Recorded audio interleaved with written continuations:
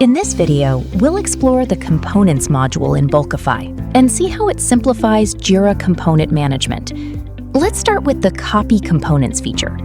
Simply select a source space, enter a keyword if you want to filter specific components, choose the destination space, and click Copy Components. This allows administrators to quickly duplicate components between projects without creating them manually. Next, we have Create Components using CSV.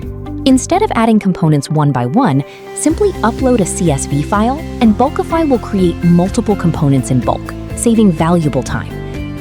Similarly, the Delete Components using CSV feature allows administrators to remove multiple components at once by uploading a CSV file, making large-scale cleanup fast and easy.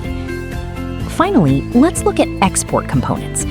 This feature lets you export component details for reporting, auditing, documentation, or backup purposes with just a few clicks.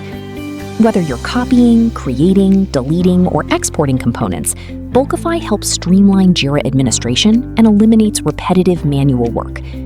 Get started with Bulkify today and manage Jira components more efficiently and save time.